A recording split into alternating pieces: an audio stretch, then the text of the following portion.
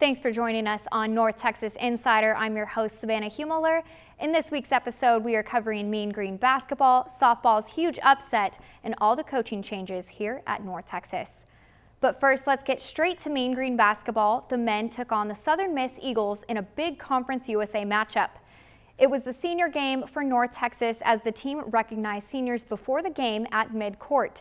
Even with all the added emotion, North Texas had a sluggish start. Southern Miss jumped out to an early lead and never looked back. Michael Ramey had the hot hand early. He hit 6 of 8 three-pointers and scored a personal best 18 points in the first half. The Golden Eagles took a 47-30 lead into the halftime.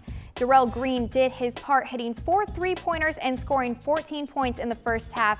In the second half, the Mean Green cut into the lead thanks to some sloppy play by the Golden Eagles. Southern Miss had 5 turnovers, leading to an 11-0 run for the Mean Green.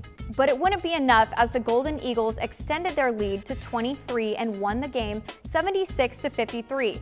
With the loss, the men dropped to 2-14 in conference play and will not make it to the tournament.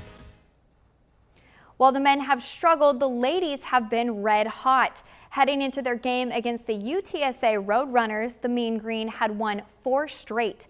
However, the ladies started off slow, shooting only 22% in the first half. This led to North Texas only scoring 16 points, which was their lowest point total in one half this year. Even with the miserable first half, the Mean Green was only down by 10 at half. The Mean Green really picked up the defensive intensity in the second half, outscoring UTSA 35-25. The ladies were led by Kelsey Crinner, 15 points and 5 assists. But the real star for the Mean Green was Candace Adams, who hit a buzzer-beater three-pointer, tying the game at 51 and sending the game into overtime. In overtime, the Mean Green would win the game 58-55. This was the women's 5th straight victory and secured them in a spot in the Conference USA tournament. Our ladies haven't just been killing it on the court, but on the diamond as well. The Mean Green softball team went to Waco for the Baylor Invitational and gave the Bears an upset they didn't see coming. Let's go straight to extra innings where the Mean Green and the Baylor Bears have been 4 out of their last 5 times they have played. In the 8th inning, Lacey Gregory hit a single driving home freshman Camille Gramman, giving the Mean Green a 3-2 lead. Right-hander Stacey Underwood shut the door in the bottom of the 8th inning, giving North Texas a huge victory. At the time, Baylor was ranked number 23 in the nation, marking the 4th time North Texas has knocked off a ranked Baylor team. North Texas is currently .500 with this year, 7 wins and 7 losses. Softball isn't the only sport that is just now starting up their season here in North Texas. The men's golf team is now getting their spring season underway. Ranked 65th in the nation, Mean Green Golf has made a name for themselves under coach Brad Strachey, who has coached here for 8 seasons. A previous North Texas golfer, Rodolfo Casabone, competed in the Olympics this last summer. Now the team is in the tournament season, and Ian Snyman, Thomas Rosenmuller, and Corey Churchman are looking to turn up the heat. They returned yesterday from the Florida Hyatt tournament. The team overall finishing 7th at 18 over par. Churchman won 6 overall in the 3rd and final round. He parred 15 times and finished just 5 shots under. I had a chance to talk to Corey about his senior season and his hopes on the rest of the year. Take a look. Mean Green men's golfer Corey Churchman can be described in just one word: driven. He's golfed nearly his whole life and is now making an impact here in North Texas. I started playing golf basically when I could walk. So at the age of 2 or 3, I was always out at the golf course. We have a big golfing family, so I was always just out there. Probably around middle school, I realized that golf was kind of my sport, and I started focusing on it a little bit more. As a golfer, you have to have good foresight, and Churchman has certainly showed his in the previous Florida Hyatt tournament this past weekend. Coach Strachey was the first coach that really told me that he wanted me here instead of just kind of beat around the bush. So that meant a lot to me, knowing that I was wanted here and, felt like I could have a home here.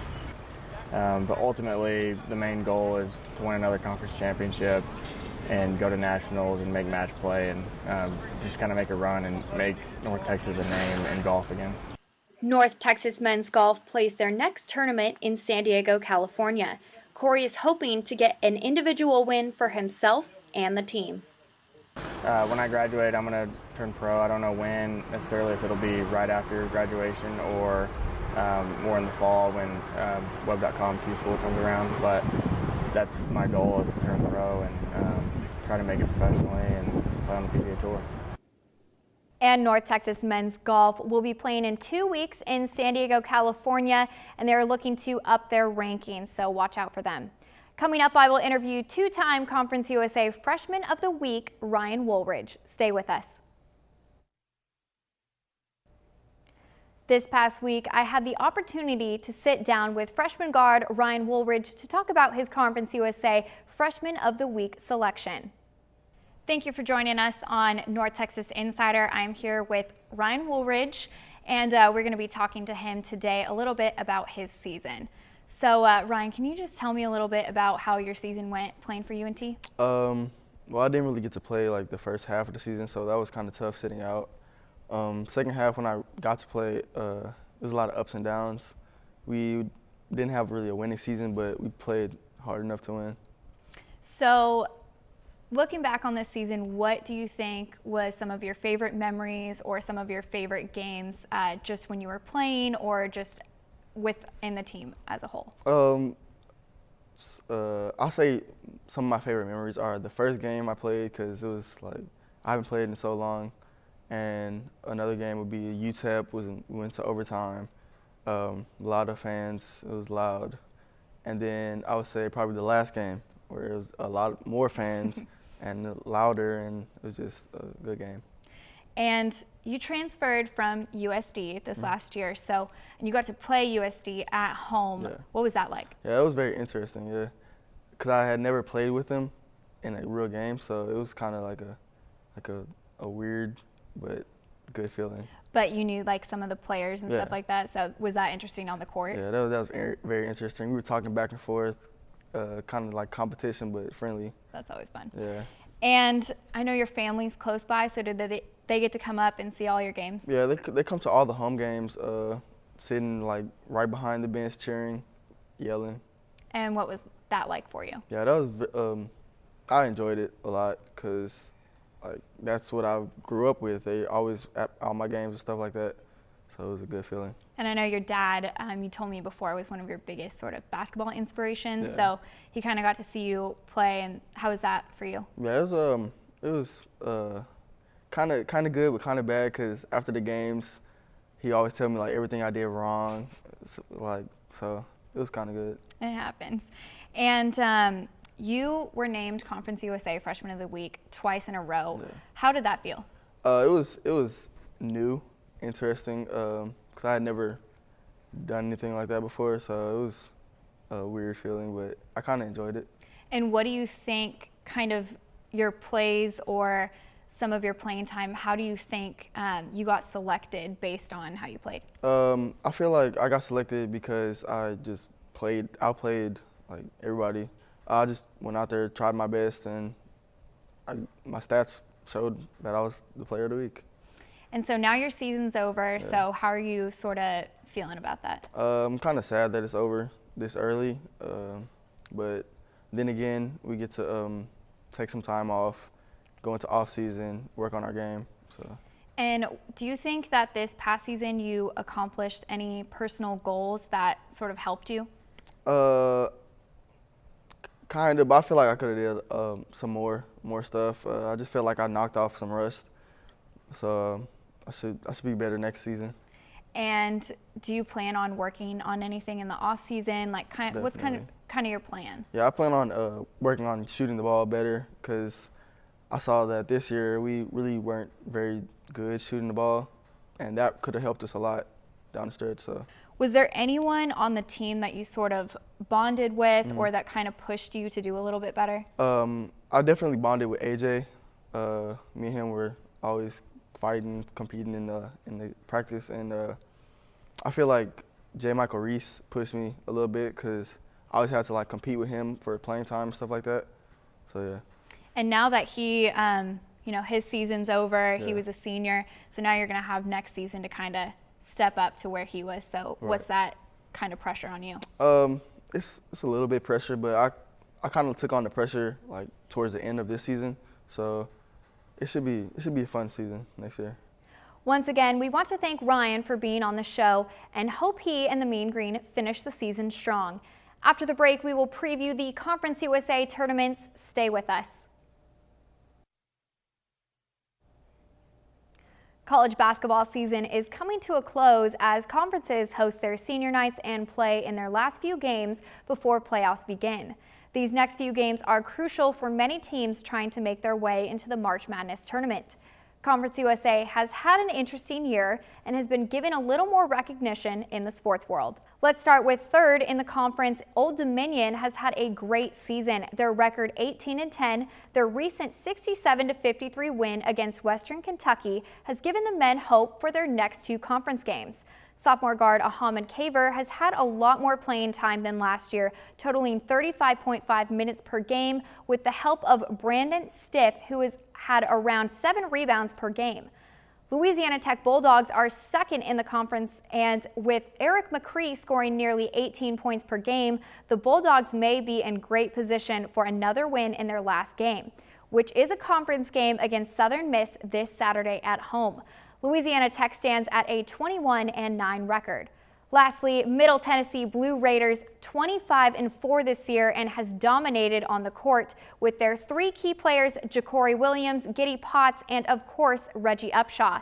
Giddy Potts is not leading the conference in three-pointers like last season, but he's adding about 15.3 points per game, and Ja'Cory Williams leading the team by 2 rebounds more per game, and Reggie Upshaw averaging 14.2 points per game.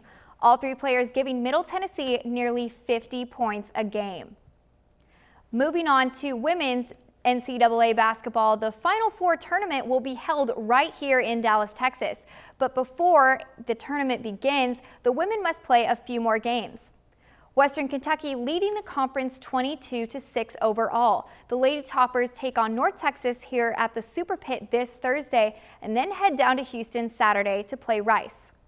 And speaking of North Texas women's basketball, the Mean Green are 8th in Conference USA, and all of us here in North Texas are cheering on the ladies in their next 2 games, both at home Thursday and Saturday. The Mean Green are 6-7 for home games. Coming up, we will have the details on the coaching changes for football and Coach Luttrell's future. The Mean Green has not been a stranger to coaching staff changes these past few weeks, but one change we won't see is Coach Seth Luttrell leaving the green and white. Luttrell just signed a 5-year contract extension with the Mean Green, keeping him in Denton. The head coach recently lost defensive coordinator Mike Eckler and special teams coach Tommy Perry. With all of the change, Coach Luttrell will remain hoping to build off his 5-8 record. But even with the new contract, many are questioning the future of the Mean Green. Coaching staff, our very own Connor Bean has more on the coaching carousel here at North Texas. It's no surprise that the North Texas football team took a step in the right direction under new head coach Seth Luttrell and has a top-notch staff to help him continue to turn the program around. But of course, everything comes with a price.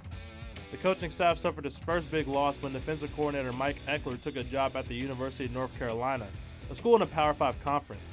So this begs the question, is North Texas considered a stepping stone to help catapult coaches to bigger programs? Mean Green football broadcaster Hank Dickinson thinks that this is just something that happens when you start having success. The Power 5 chasm is so much bigger than some people understand right now. The coaches that we put together in year number 1, once again, testament to Seth, great staff, really a great staff. But when you have great people, then programs know that and they come after them. And you know, it's a tough business. If you can be given a little bit more security, more money, 5-year contracts, you can't blame these guys for taking that. If the Mean Green keep up this positive trend, who knows what might happen next? If the offense has a breakout season, could we see offensive coordinator Graham Harrell leave North Texas as well? Could Coach Luttrell follow in the footsteps of most coaches in a Group of 5 conference and take a coaching job in a Power 5 conference? If we stay on the course we're on and improve every year, it's a strong possibility. For North Texas Insider, I'm Connor Bean. Let's hope the Mean Green not only improve, but keep all of their staff along the way. That is it for North Texas Insider. Join us again next time. Until then, follow us on NTTV Sports.